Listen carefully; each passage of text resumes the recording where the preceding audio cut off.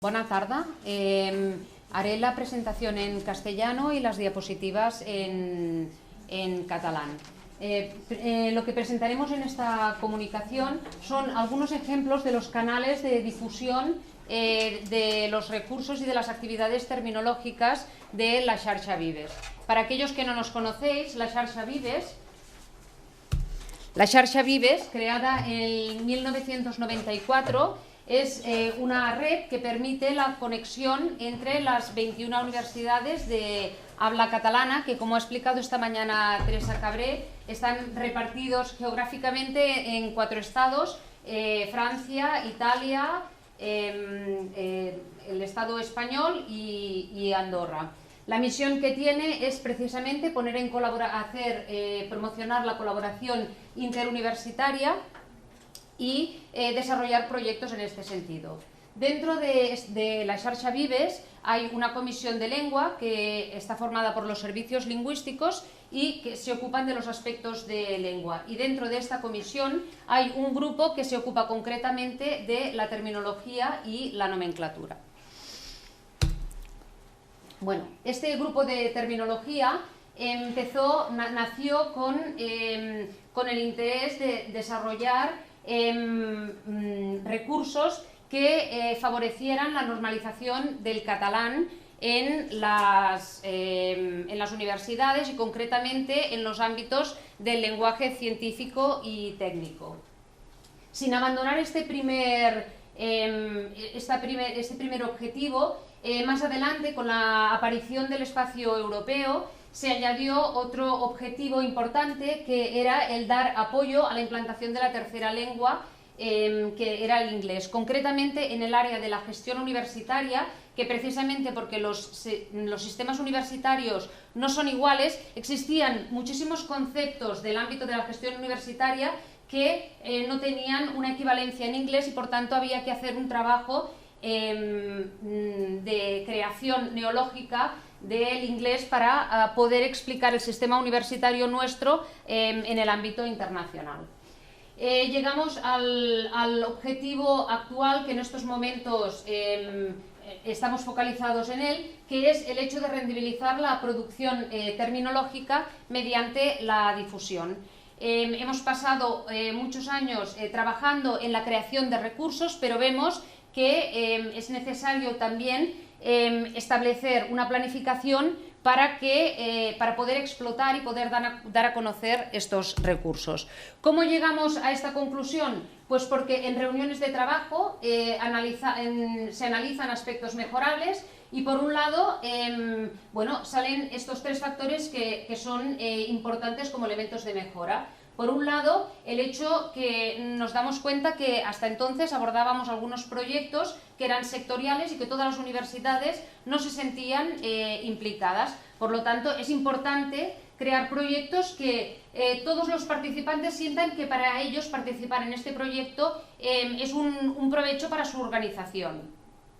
En segundo punto, encontramos el déficit en la planificación de la difusión, es decir, toda la planificación que se hace de los trabajos abordan desde el momento en que se crean los equipos de trabajo hasta el momento en que el recurso está elaborado, un proceso largo y costoso, y no se tiene en cuenta qué se va a hacer después para que este recurso se conozca, se utilice, etc. Y después, porque el tercer aspecto mejorable es el hecho de que, al analizar las plataformas donde teníamos todas las bases de datos y lo que se había trabajado, vemos que no están adaptadas en absoluto a los medios actuales de difusión y de información. Es un poco lo que ha comentado esta mañana Chelo Vargas, que en poco tiempo han cambiado totalmente las plataformas, y las que se utilizaban hace 10 años y que eran muy válidas, actualmente ya no funcionan ni el usuario recorre a ellas. Por lo tanto, para solucionar este tema, podemos plantearnos o crear nuevos materiales o establecer convenios con organismos que pueden dar solución a nuestros problemas. Bueno, Los diferentes, bueno, cuando nos planteamos la difusión, nos estamos planteando la difusión en tres grandes, en tres aspectos diferentes. Uno, que es el más tradicional, es la difusión de los recursos, es decir, hacer conocer que existe un recurso, dónde puede el usuario encontrarlo y además cómo utilizarlo. Es el más tradicional, pero también actualmente la difusión de términos concretos. Es decir, que observamos que hay términos que sencillamente solo se conocen en inglés o que merece la pena comentarlos desde el punto de vista lingüístico, desde el punto de vista del uso, porque en los textos no aparecen utilizados correctamente. En este caso lo que haríamos es trabajar la difusión de términos concretos y también la difusión de actividades en las que la xarxa participa, la red participa y que son desconocidos, o sea, no se rendibiliza la presencia de la xarxa en ningún lugar. Entonces, ¿cuáles son los canales para difundir estos tres tipos que hemos mostrado? Pues de un lado, el web de la xarxa Vives, crear recursos dentro para aquel que accede a partir de la web de la xarxa Vives, los webs de los otros servicios lingüísticos universitarios, también a través de convenios los webs de organismos externos de la xarxa Vives, como por ejemplo el Termcat, a través de actividades de formación, es decir, integrar en aquella formación que se hace terminológica de recursos o de áreas de conocimiento en la universidad, integrar el conocimiento de dónde están estos recursos, cómo se utilizan y qué valor aportan al estudiante a la hora de trabajar en tesis o de trabajar en áreas de lenguaje técnico y científico. Después también buscar la presencia en espacios para especialistas, como por ejemplo pues, la revista Scaterm, que es una revista de la Sociedad Catalana de Terminología, o presentar comunicaciones pues en jornadas y en simposios. Y finalmente, un aspecto no obviable hoy en día, que es la presencia en las redes sociales. Bueno, un ejemplo, vamos a hablar de algunos ejemplos concretos. Por ejemplo, en el web de la xarxa Vives venimos trabajando desde hace un tiempo en un flipbook, un libro interactivo que ahora como no hay tiempo no entraremos a ver el documento, pero es un libro que enlaza con todos los recursos que han creado los servicios lingüísticos y que permite tener en un único recurso la batería de recursos, vocabularios, bases de datos que han elaborado las universidades. Dentro de este recurso pues, se puede acceder aproximadamente pues, a unos 200.000 términos a partir de los diferentes recursos. Después también, como he comentado antes, lo de la plataforma anticuada, teníamos una especie de plataforma que, como podéis ver, funcionaba con un índice todavía alfabético que no se podía modificar y a través de un convenio con el Termcat utilizamos una plataforma que ya existe, en concreto en un multidiccionario y una plataforma que nos da mayor visibilidad, el acceso a un mayor número de usuarios que conocen este tipo de recursos, agilidad en consulta. Estamos participando en un proyecto que nos abre la colaboración con otros organismos y también el hecho de que nos permite la revisión de contenidos. Es decir, que actualmente es muy importante disponer de una base de datos en que realmente la revisión de contenidos se puede ir haciendo y no tenemos una información estática volcada en un sitio sin poder mejorarla.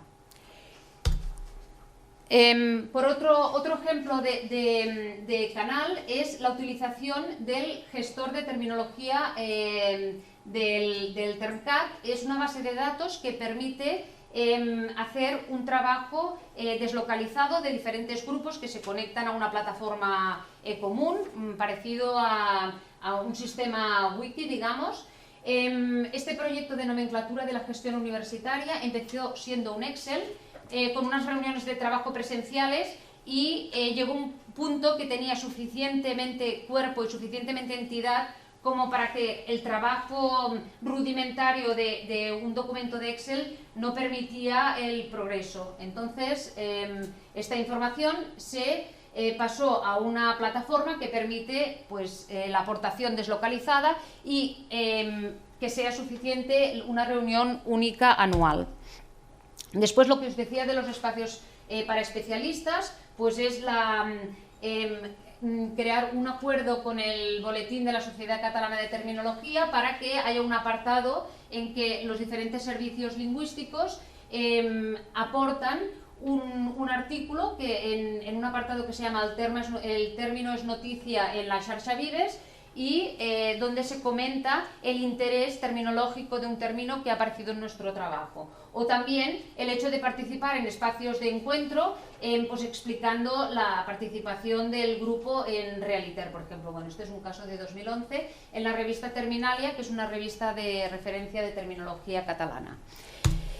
Bueno, y finalmente las xarxas sociales, conocidas por todo el mundo, pero que nos permite, ya no opcionales, o sea, que forman casi parte de cómo difundir los recursos y la terminología, que son recursos creativos, pues a partir de Twitter, de Facebook, de blogs que nos permiten comentar los términos interesantes, de vídeos de promoción a partir del YouTube o concursos donde permitimos al usuario que nos haga propuestas de términos nuevos y atrapamos un tipo de usuario diferente del que ya recurre al web porque está buscando concretamente una base de datos. Bueno, y esta es la conclusión final. En conclusión, consideramos que la difusión ya no es un aspecto opcional ni obviable dentro del trabajo terminológico, sino que cualquier proyecto de nueva creación tiene que pensar y planificar la difusión. Merci.